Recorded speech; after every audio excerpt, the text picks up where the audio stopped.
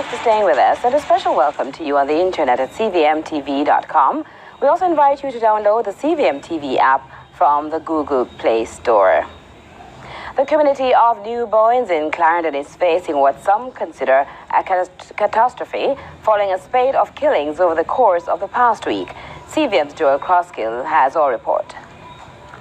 A wave of anguish sweeps over a community in peril as New Bowens in Clarendon witnessed a triple murder on Thursday night, taking to 8 the number killed over the past 4 days. Word can't tell how I feel. Inside of my earth. Honestly, I don't cry from last night, but this morning I come and see the blood. I couldn't hold it no longer. I have to cover up the blood. Every time I look and see the blood, I cry. I can't take it. I can't manage. I can't take it. It's hot. I tell them, I know I'm going to manage it. Just 24 hours, I'm going to live with it. I'm going to live with it for my life. Mr. Watson, who lost his 19-year-old son to marauding gunmen, was joined in grief by the mother of 39-year-old Eddie Fisher, who was also caught in the hail of bullets that ripped into this community store. Just like that, them sniff him away from me just like that, but me say me left everything to God. Me left everything to God, because I say leave all vengeance to him. And I know me I get my reward. I know my one son, first child, and then come and take him like that. Mr. Watson spoke of how he came to settle in New Bowens in search of a better life. I don't born here, you know. Honestly, I don't born here. I come from the garrison at home, and I find peace and safety here. I carry my family down here. I'm married, and go to my church, and have my kids in here. And everything was peace and safety. Everything was good until this just pop up. I don't know why this just pop up. The devil just pop up, and they start work. Both grieving parents are in agreement that it will take more than police intervention to stem the culling that has befallen the rural community. I don't know what is going on in the community, but we feel that we need more. We need more unity, because the police alone cannot do this. The police alone cannot do this.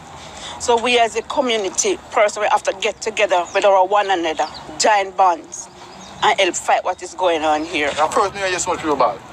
At first, me hear so much people bad. People bad from the east, west, north, south. Just a ball out. So. I never hear people bad so when nobody dead. Because what? They know the youth them.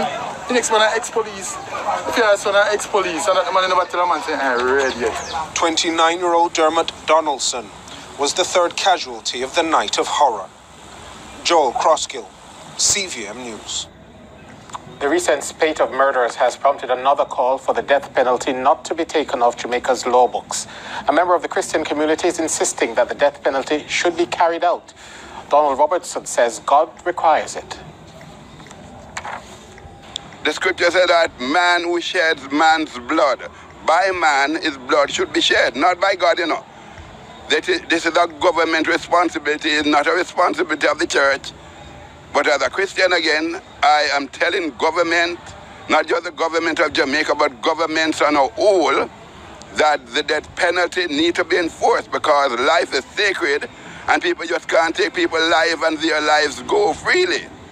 If you take a man's life, then you have forfeited your right to live. Mr. Robertson spoke to CVM News after staging a one-man protest outside the U.S. Embassy in Ligani. He reiterated disagreement with the embassy flying the LGBT flag in Jamaica.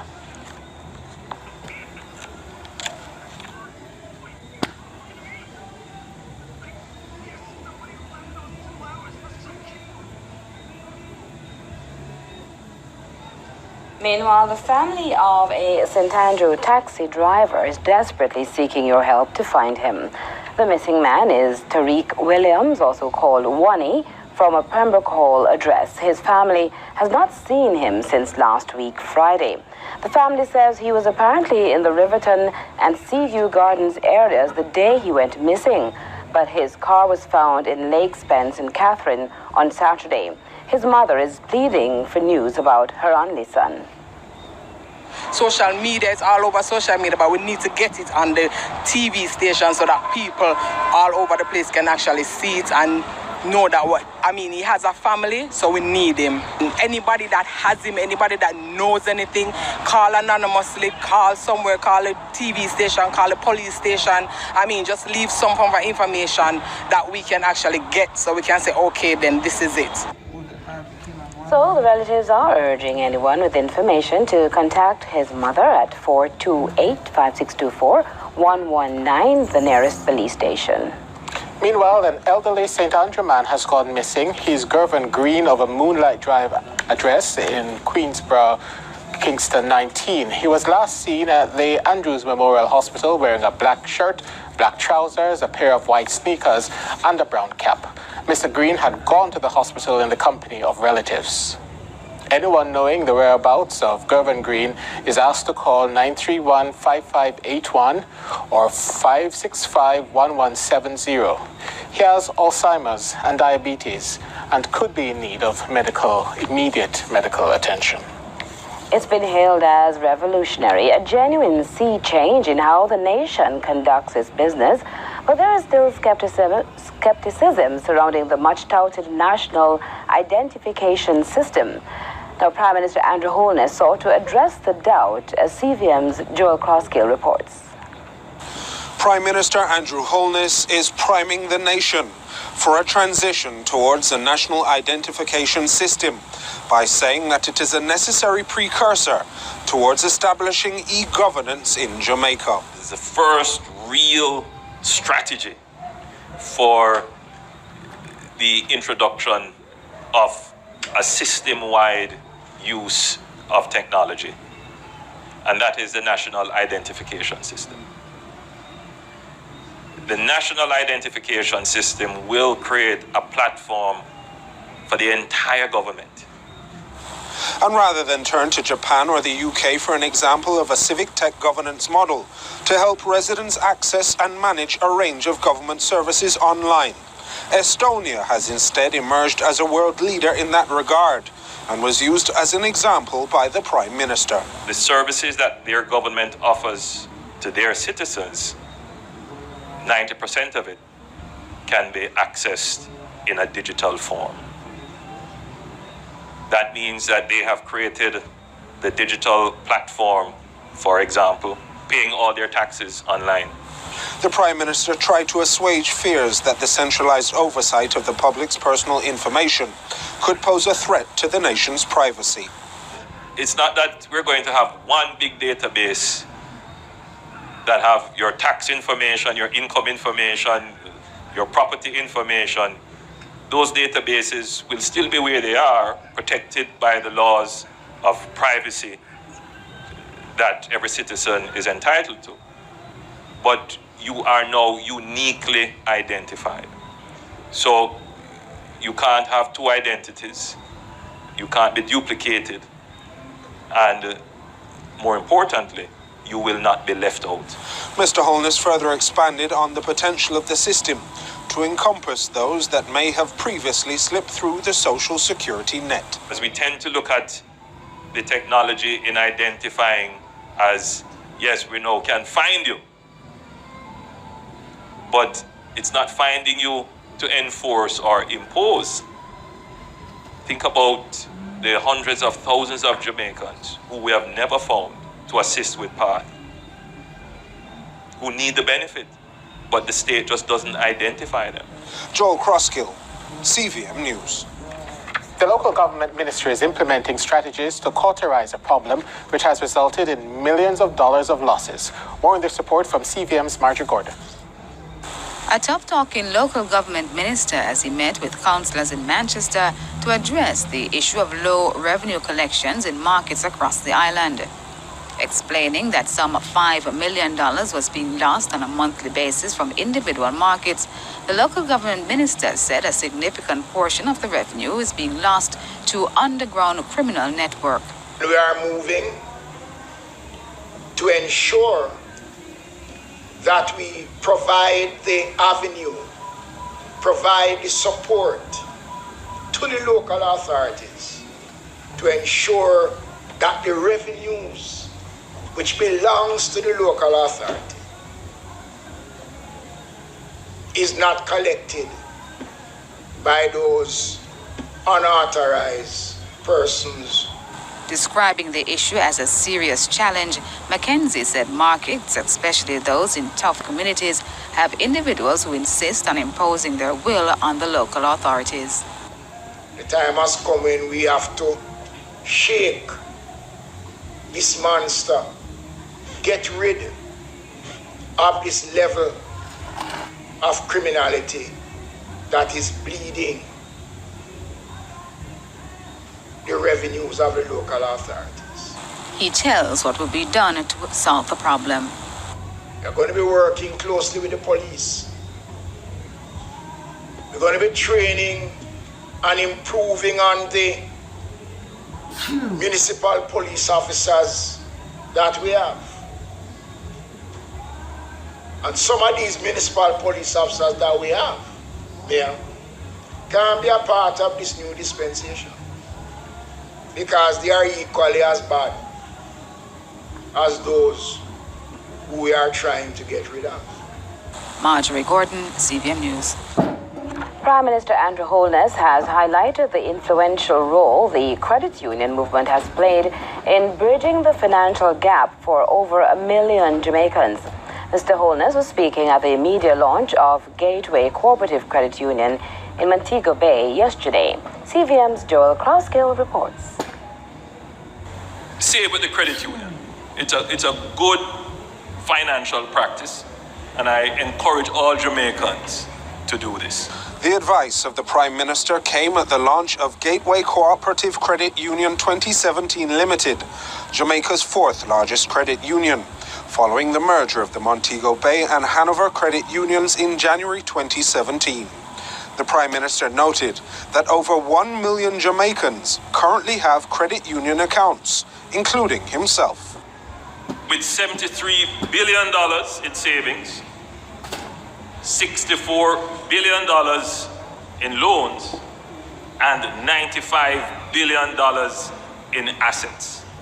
It is clear that credit unions are a powerful institution in Jamaica, and they are meeting a clear demand. Without wanting to step on the toes of an ongoing statutory body negotiation surrounding the regulation of the industry, the Prime Minister revealed that talks had been considerate. It has been a very respectful process. It has been one of dialogue, one of consultation, and when it started, obviously, there was great suspicion, great fear that the attempt to regulate a financial institution in the credit union, which regulated themselves, which credit union people pointed out to me that when there was a collapse in the era of FinSac, no credit unions collapsed. The Prime Minister shared that his own mother expanded their family home in St. Catherine, courtesy of a credit union loan, when the traditional banking sector proved less attractive. Mr. Holness assured the gathered credit union professionals that their industry is poised to move from strength to strength, following a string of high-profile mergers. The government is very sensitive to the importance, to the need, to the real service that credit unions give, and would never allow the new thrust towards regulation to in any way change the nature of the cooperative movement, because it has served us well, and I'm hoping that it will continue to serve us well in the decades to come. Joel Crosskill, CVM News. Effective June 12, the Transport Authority will reopen 416 spaces and 117 taxi routes in order to satisfy increased demand for public transport services in rural Jamaica. The routes will remain open until July 31. The Transport Authority said it made the decision to reopen the routes as part of its strategy to build a people-centered public land transport system that provides legal options to commuters across the island. Over the past few months, the authority has reviewed the findings of its all-island route feasibility survey, recent housing developments in some areas, and several requests from commuters and civil society in respect of underserviced routes. Some of the reopened routes include Thompson Town to Maypen, Ensom City to Spanish Town, Bath to Morant Bay, and Santa Cruz to Black River. The complete list of reopened routes will be published in this Sunday's papers. Now, the only international entity approved for maritime training in Jamaica has finally achieved one of its major objectives. We have more from Damien Phillips. I therefore officially hand over the Caribbean Maritime University Act. It's the completion of the legislative process, the final hurdle crossed. And so it's now official. No longer the CMI, but the Caribbean Maritime University. The entire CMU team, thank you very much. All the leadership team and my staff and students, you have been there, the ambassadors, you have stood, we have been through the journey. Ladies and gentlemen, this has been a battle for Jamaica. Thank you, our partners. Oh my gosh. We started out with a university bill, and after much perseverance, hard work, and overcoming the many challenges, here we are presenting the fruits of that labor. The official charter date is to coincide with World Maritime Day, the theme of which is connecting ports, people, and education. The date is hereby declared to be the 28th day of September, will be the charter date of the new Caribbean Maritime University. The JCTE, the Joint Committee for Tertiary Education, and our affiliate, which is the University Council of Jamaica, which of course is the agency of the Ministry of Education, Youth and Information. The executive director is here, Mrs. Heron, please be acknowledged. I want to say congratulations. As the university embarks on its next chapter, the Ministry of Education and by extension the government will offer full support to facilitate the further development. We will invest in this institution, ladies and gentlemen, over the next 12 months and strive to make it a state-of-the-art university through modernization of its campuses, capacity building, and technical support. Damon Phillips, CVM News. And the Minister of Education is adamant that he will leave a legacy that places focus on higher education for all youth. So by 30, my ambition, aspiration is that every Jamaican youth, as of this year, under my watch, must have an aspiration for higher education, so that by age 30, all of them, that is the first thing, you must have a vision, a big vision. Everybody, every youth must have a tertiary qualification by age 30.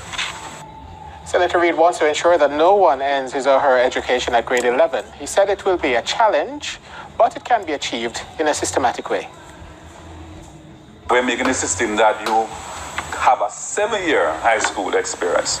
So 18, no problem if you want to transition out at age 18, or certainly. You need to get to grade 13 and make sure that you get as close as possible to tertiary education. That is a policy shift that we are making. And so we're using not only the career advancement program, but the community colleges, the multidisciplinary colleges, and of course our traditional high school system to provide the capacity so to do. And as you heard the Senator say, they're using the career advancement program, colleges, multidisciplinary means to provide the required capacity.